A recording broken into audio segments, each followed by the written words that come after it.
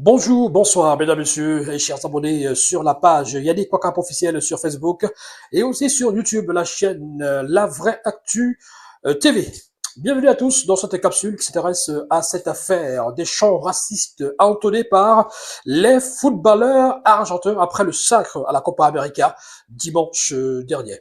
Alors, mesdames, messieurs, on peut s'en rendre compte, le football est toujours gangréné par ce mal, le racisme. Bien évidemment.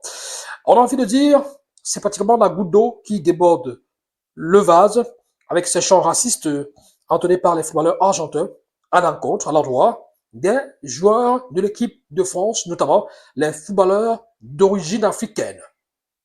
Et l'information du jour, c'est que la Fédération française de football a porté plainte, a saisi la FIFA pour porter plainte justement à cette équipe d'Argentine, à ces footballeurs argentins qui ont entonné ces chants racistes. Et la FIFA a décidé d'ouvrir une enquête après donc avoir été saisie par la Fédération française de football.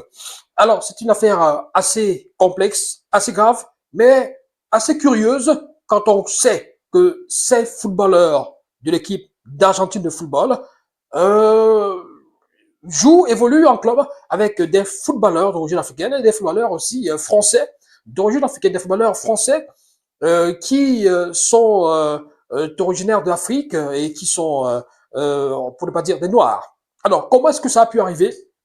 Comment peut-on expliquer ce phénomène?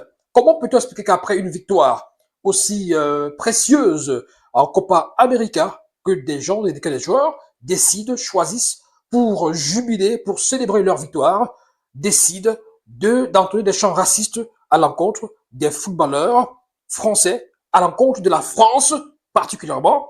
Pourquoi cette sorte de rancœur ou de haine à l'endroit des footballeurs français, à l'endroit de la France, à l'endroit des joueurs d'origine africaine qui évoluent avec l'équipe de France?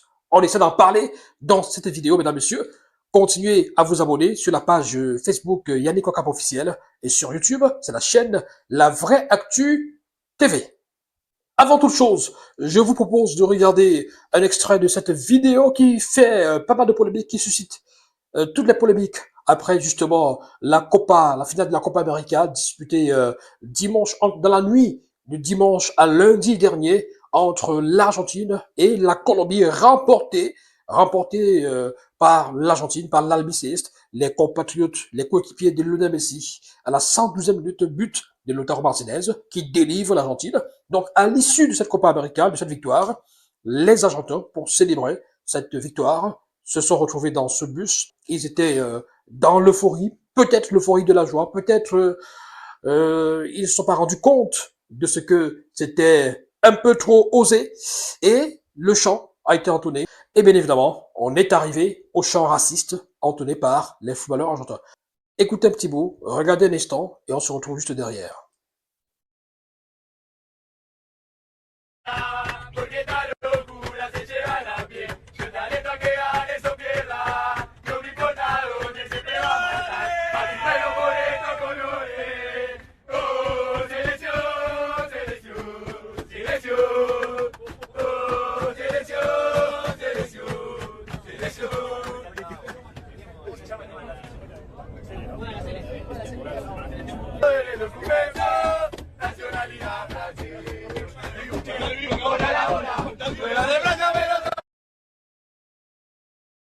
Alors, mesdames, messieurs, après avoir écouté cette vidéo, pour ceux qui aimeraient une petite traduction en quelques mots, vous allez peut-être voir le texte s'afficher à votre écran. On va pas peut-être prononcer tous les mots parce qu'il y a des mots assez grossiers qui pourraient justement être censurés par YouTube et par Facebook.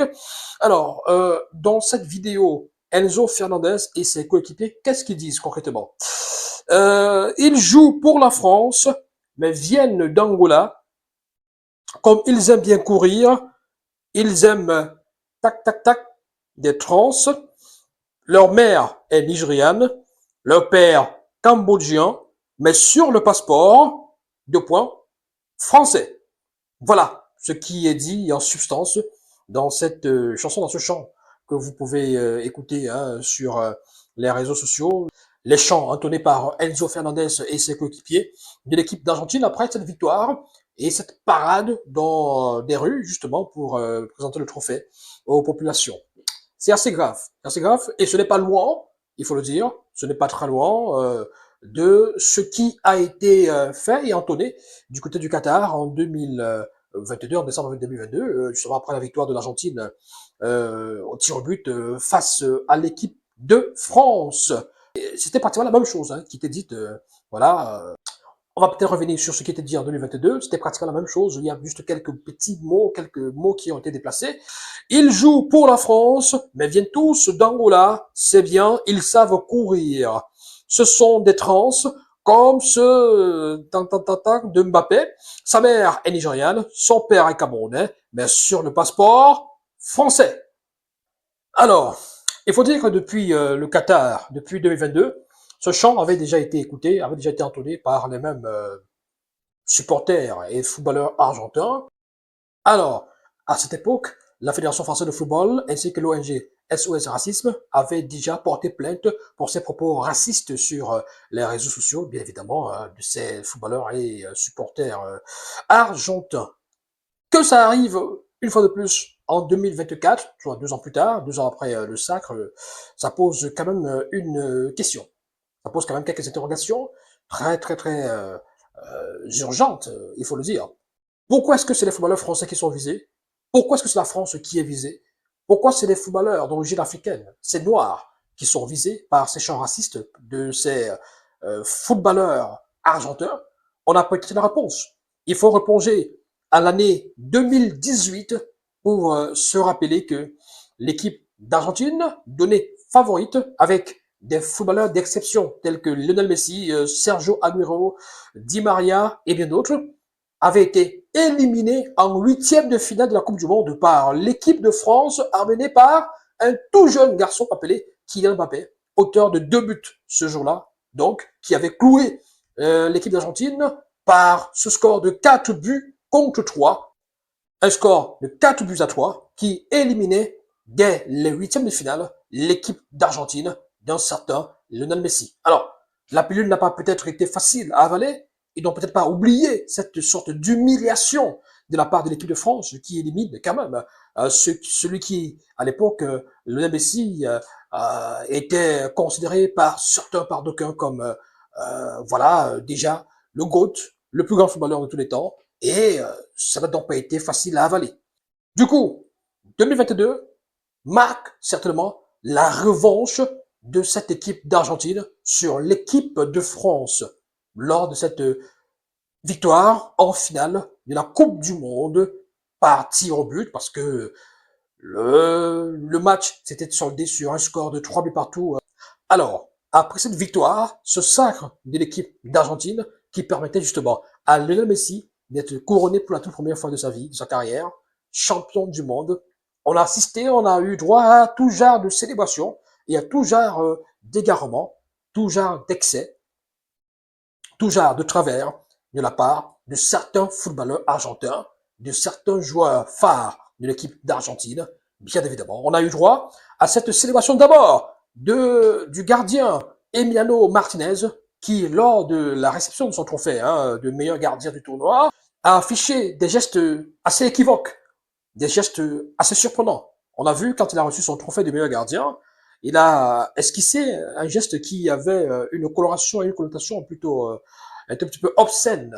Là, c'était le début, parce que par la suite, lors des célébrations et des festivités, des réjouissances entre footballeurs argentins et supporters également, on a quand même observé que des joueurs argentins avaient une tendance à provoquer les footballeurs de l'équipe de France, à provoquer notamment Kylian Mbappé. On a vu lors de la parade même du côté de l'Argentine, dans les rues de Buenos Aires et consorts, on a vu un Emiliano Martinez et bien d'autres qui ont exhibé une statuette représentant Kylian Mbappé dont on se moquait éperdument. Alors là, il faut dire que on n'est plus là dans le football, on n'est plus là dans les valeurs véhiculées par le football, les valeurs de fair play et tout ça, véhiculées par le football. On est là carrément dans la provocation, de la moquerie et un tout petit peu aussi le racisme.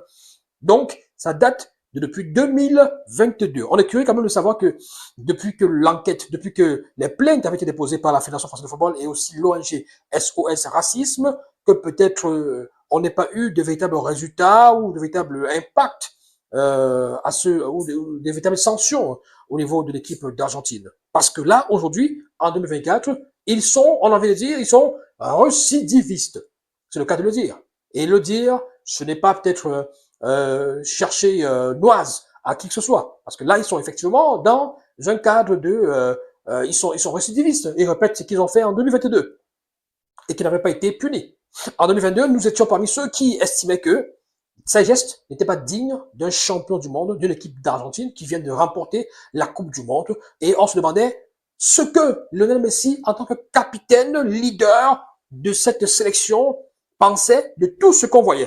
Déjà du geste de son gardien de but lorsqu'il reçoit son trophée, ce geste obscène. Ensuite, cette provocation à l'égard de Kylian Mbappé, qui à ce moment-là est encore le coéquipier de Lionel Messi au Paris Saint-Germain. Ça, on s'en souvient. Alors, comment expliquer cela, cette animosité?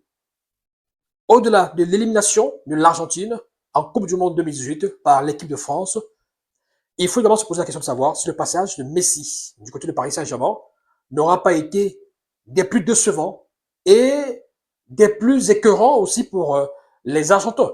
Parce qu'il faut quand même se rappeler que lors de ce passage-là, du côté de Paris Saint-Germain, Messi était un tout petit peu considéré comme le second de Kylian Mbappé, comme un lieutenant de Kylian Mbappé, comme un assistant de Kylian Mbappé. Et vu même les statistiques, les performances, Messi n'était pas forcément comparable à Kylian Mbappé, ce qui peut expliquer cette animosité et cette tension entre les supporters de Lionel Messi et bien évidemment l'équipe de France ou alors Kylian Mbappé, tout simplement, même certains joueurs de l'équipe d'Argentine contre Kylian Mbappé, cette animosité-là, parce que certainement ils se disent ce garçon a manqué de respect à Lionel Messi, qui pour nous est un dieu, une divinité en Argentine. Donc du coup, Kylian Mbappé est comme l'homme à abattre, il est toujours celui qui est au centre des polémiques et des provocations de ses supporters et joueurs de l'équipe d'Argentine. D'ailleurs, il faut préciser que la Fédération française de football n'a pas tardé à réagir. Elle a saisi la FIFA via un communiqué paru donc ce mardi 16 juillet 2024 où elle porte plainte pour propos injurieux à caractère racial et discriminatoire. Donc, suite à cette vidéo publiée sur les réseaux sociaux par Enzo Fernandez, bien évidemment, voilà, des propos injurieux à caractère racial et discriminatoire.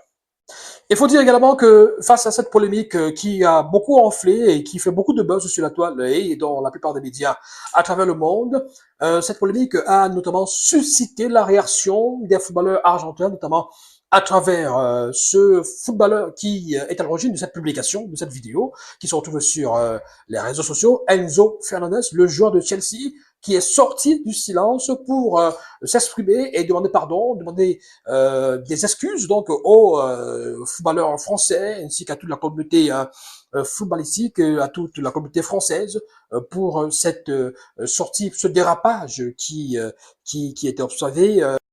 Il nous fait savoir notamment qu'il s'oppose à la discrimination sous toutes ses formes. Mais voilà, la discrimination sous toutes ses formes. C'est vrai qu'on n'a pas forcément cette impression quand on écoute, quand on regarde cette vidéo et quand on écoute des propos qu'ils tiennent dans cette vidéo. Alors, lisons un petit bout, parcourons un petit bout de la sortie de Enzo Fernandez, le joueur de Chelsea, du côté du championnat d'Angleterre. Alors, parcourons. Je suis contre la discrimination sous toutes ses formes et je m'excuse de m'être laissé entraîner dans l'euphorie de nos célébrations de la Copa América. Cette vidéo, ce moment, ces mots ne reflètent ni mes convictions, ni mon caractère. Je suis vraiment désolé.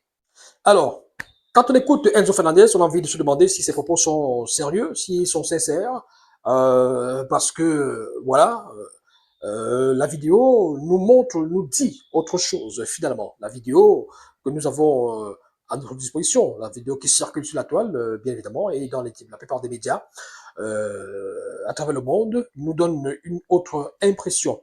Il dit qu'il est opposé à toute forme de discrimination et qu'il est désolé de s'être fait entraîner dans cette euphorie. Alors, quand quelque chose revient à plusieurs reprises, ce n'est plus quelque chose d'accidentel, mais de pensée. Quelque chose qui est ancré dans la tête, dans les mémoires collectives de certaines personnes ou d'un peuple. Il faut quand même rappeler que ça ne date pas d'aujourd'hui. En 2022, ils ont fait la même chose, pratiquement. Et aujourd'hui, en 2024, ils répètent. Il faut se poser la question aussi de l'opportunité d'une telle attaque envers l'équipe de France qui n'est pas une équipe participante à la Copa América, qui n'est pas une équipe qui a participé à la Copa América. C'est-à-dire, cette équipe de France n'était pas un adversaire de l'Argentine à la Copa América. Si en 2022, certaines personnes ont pu se dire, bon voilà, après cette victoire de l'équipe d'Argentine face à la France en finale, avec tout ce qui a émaillé cette rencontre et même ce qui a émaillé la situation, le contexte tendu en tout cas entre le Messi et le Paris Saint-Germain, si certaines personnes ont pu comprendre que ça puisse arriver, on se demande pourquoi en 2024, la France, qui n'était pas adversaire de l'équipe d'Argentine en Copa América, peut être ciblée et visée par Enzo Fernandez et ses coéquipiers. Pourquoi? Comment l'équipe de France peut-elle être ciblée et attaquée par ces joueurs alors que l'équipe de France, pour sa part, disputait la Coupe d'Europe des Nations et a été éliminée par l'Espagne. L'Espagne qui, dans son euphorie et dans sa victoire, n'a pas pensé aussi à chambrer l'équipe de France de cette façon-là. Alors, il faut se poser la bonne question. Qu'est-ce qui ne va pas? Qu'est-ce qui se passe concrètement? Que reproche-t-on à l'équipe de France? Que reproche-t-il à l'équipe de France? Que reproche-t-il à Kylian Mbappé? Ça saute aux yeux que non seulement certains footballeurs argentins ou certains fans aussi argentins ont un problème avec Kylian Mbappé, notamment pour ce qui s'est passé, pour l'histoire du côté du PSG, où Messi, arrivé comme héros, arrivé comme le grand pape du football, a été relégué au second plan par le tout petit, le tout jeune Kylian Mbappé. Mais il faut également rappeler qu'en 2022, il y avait déjà des prémices, des signaux que beaucoup de personnes n'ont pas pu interpréter, n'ont pas pu comprendre.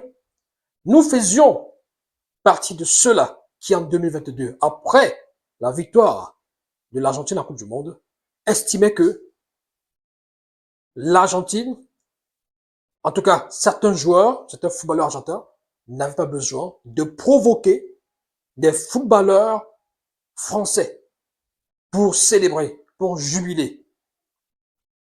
L'Argentine n'avait pas besoin de provoquer Kylian Mbappé, de railler, d'humilier, entre guillemets, Kylian Mbappé pour suffisamment savourer sa victoire en Coupe du Monde. Ce n'est pas conforme aux valeurs de fair play que véhicule le football. Au-delà de tout ça, il faut également s'interroger véritablement sur le rôle et l'influence du capitaine de l'équipe d'Argentine, Lionel Messi. Alors, Messi, il est le capitaine de l'équipe d'Argentine de football. C'est-à-dire, en principe, c'est le général, celui qui mène les troupes, celui qui donne des consignes, celui qui rappelle à l'ordre ses coéquipiers, celui qui essaye de discipliner ses coéquipiers sur un certain nombre de choses. On ne comprend pas comment est-ce que, en 2022, alors que Messi est encore coéquipier de Kylian Mbappé, son coéquipier en sélection, Emiliano Martinez, pense quand même à nous reproduire une statuette de Kylian Mbappé dont il se moque éperdument pendant la célébration du titre du côté de l'Argentine. Et dans tout ça, vous observez quand même, vous voyez un Messi qui est souriant, qui rigole. Vous avez l'impression que ça ne le gêne pas à outre mesure. Vous avez l'impression que, écoutez, ça l'amuse, ça le satisfait. Que l'on se moque ainsi de son coéquipier en club. À ce moment, vous vous dites, comment sera la cohabitation à son retour à Paris pour la suite du championnat? C'est quand même terrible. Lionel Messi est le capitaine de cette équipe. Il ne peut pas observer ça et rester tranquille et ne pas frapper du poing sur la table et ne pas dire arrêtez, attention les gars, n'allons pas à ce niveau. 2 ans plus tard, 2024, après le sacre à la Copa América aux États-Unis, les mêmes footballeurs argentins reprennent ou alors refont pratiquement la même chose. Là, ils s'attaquent encore à Mbappé et surtout à ces footballeurs d'origine africaine. Des footballeurs noirs, pour ne pas dire, pour ne pas parler trivialement. Ces footballeurs noirs qui jouent pour l'équipe de France, pour eux, ça paraît tellement bizarre, ça paraît tellement absurde que des footballeurs d'origine africaine, des footballeurs noirs, jouent pour l'équipe de France. Ça peut également traduire la mentalité des Argentins dans le football, du football argentin, où on a comme l'impression que les Noirs ne sont pas forcément admis dans cette sélection. Sauf si on se rappelle, par exemple, d'un Juan Sebastián Veron, mais ça date depuis longtemps. Depuis belle durée, depuis des décennies, vous allez chercher quel footballeur noir a évolué au sein de l'équipe d'Argentine. Ce sera difficile à trouver. Or, des footballeurs noirs qui évoluent pour l'Argentine ou qui évoluent en Argentine, il y en a. L'Argentine est située en Amérique du Sud. C'est un territoire, un continent où les esclaves noirs ont également été amenés pour travailler dans les champs de canne à sucre, de café, de coton, etc., etc. Donc, un peu partout, dans tous ces pays, vous allez retrouver une population noire, une communauté noire. Des footballeurs argentins de couleur noire, vous en trouverez. Mais dans l'équipe nationale d'Argentine, vous trouverez rarement des footballeurs d'origine noire. Donc, quand des footballeurs de l'équipe nationale entendent des chants pareils pour se moquer, pour ne pas dire, pour se plaindre, pour critiquer le fait que des footballeurs d'origine noire évoluent pour l'équipe de France, il faut se poser des bonnes questions, des vraies questions. Est-ce qu'on n'est pas là dans le racisme, la discrimination qui sévit peut-être du côté de l'Argentine? Raison pour laquelle on trouve rarement des footballeurs de race noire ou des footballeurs de couleur dans l'équipe de la sélection de l'Albi Céleste depuis belle durée, depuis longtemps. Il faut se poser des vraies questions. Et il faut dénoncer cela avec la dernière énergie. Enzo Fernandez a fait une sortie pour s'excuser, pour demander pardon. Mais il est important pour nous que celui qui incarne aujourd'hui, en 2024, le football argentin, celui qui est considéré comme l'un des meilleurs footballeurs de tous les temps, pour ne pas dire peut-être le meilleur footballeur de tous les temps, Lionel Messi, qui puisse également faire une sortie pour déplorer tout cela. Parce qu'on a comme l'impression que depuis que ça se passe, ça l'amuse, et il sourit, il rigole, et rien d'autre. On a comme l'impression qu'on a dans les vestiaires, il ne tire pas suffisamment les oreilles de ses coéquipiers pour leur dire ne faites plus ça, ne faites plus ça, ce n'est pas bien, le fair play exige quand même qu'on puisse. Alors quand on a une certaine expérience, quand on a un certain vécu dans le monde du football, quand on a été 8 fois ballon d'or, quand on a gagné des Ligues des Champions, quand on a été partout, tout ça, on sait au moins que le fair play, c'est une valeur à laquelle il ne faut pas déroger. Comment comprendre, comment expliquer l'attitude, le silence de Messi? Je tiens à préciser que le Messi n'était pas, selon nos informations, n'était pas présent dans le bus qui transportait ces footballeurs argentins qui célébraient, qui festoyaient. D'après nos informations, Messi est resté du côté de Miami parce que, vous savez, la compétition se jouait, se disputait du côté des États-Unis. Et la finale, il me semble, c'était du côté de Miami. Donc Messi est resté à Miami ainsi que McAllister, ils sont restés tous les deux, parce que Messi, il évolue hein, dans le championnat américain, notamment à l'Inter Miami. Donc, du coup, on peut dire, Messi n'était pas présent dans ce bus. Dans ce bus, avec ses coéquipiers qui ont entonné ses chants. En principe, il faut le dédouaner, c'est-à-dire, en principe, par rapport à ces chants-là, Messi n'était pas présent, et donc, il n'en est pas le responsable. Il n'a rien à y voir, ça, on est d'accord. Mais de façon globale, depuis que tout cela se passe, 2022, avec les attaques contre Mbappé, avec les attaques contre l'équipe de France, avec ces chants qui avaient commencé notamment en 2022, qu'est-ce que Messi a dit ou fait pour recadrer ses coéquipiers? Maintenant, en 2024, que cette polémique ressurgit avec cette vidéo, Messi, il attend quoi, par exemple, pour faire une sortie, pour dénoncer cela, ou alors déplorer cette maladresse de ses coéquipiers, et par exemple, assumer aussi, parce que c'est également ça le rôle de capitaine. Si vous n'arrivez pas à discipliner vos coéquipiers, vous n'êtes pas un bon capitaine. Vous n'êtes pas un bon capitaine. C'est ce il faut reconnaître. Vous n'êtes pas un bon capitaine. Parce que si vos coéquipiers passent le temps à faire des dérapages, à dire n'importe quoi, tout n'importe quoi, ça et là, quelque part aussi, vous avez votre responsabilité. Vous avez quelque chose à y voir.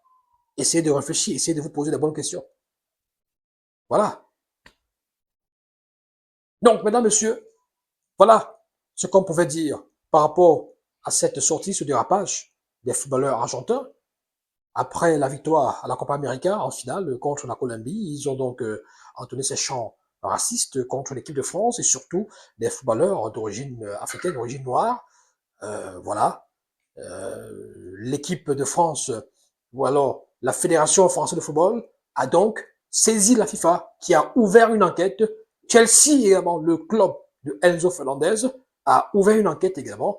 Beaucoup de footballeurs d'origine noire, beaucoup de footballeurs d'origine africaine et même d'origine française évoluant pour Chelsea se sont désabonnés des comptes des différentes plateformes de Enzo Fernandez sur la toile, Facebook, X, Instagram et consorts, en signe de désapprobation, en signe de boycott, après ce qu'il a fait, après ce qu'il a dit. Vous comprenez que cette affaire n'est pas une simple affaire. C'est une affaire qui touche même le cadre diplomatique et qui va plus loin que ce qu'on pense. Donc, voilà. C'est une affaire assez complexe. Est-ce que Enzo Fernandez, par exemple, s'en sortira indemne de cette situation? Est-ce que Chelsea va garder Enzo Fernandez avec ce qui s'est passé? Ou alors, est-ce que ces excuses qu'il a prononcées avec cette sortie vont aider justement à lui épargner hein, une certaine sanction, une exclusion par exemple, voilà. On en saura davantage dans les prochaines heures. Restez abonnés à nos différentes plateformes. Yannick Wakam officiel sur Facebook et La Vraie Actu TV sur YouTube. Merci à tous, portez-vous bien. Bye bye.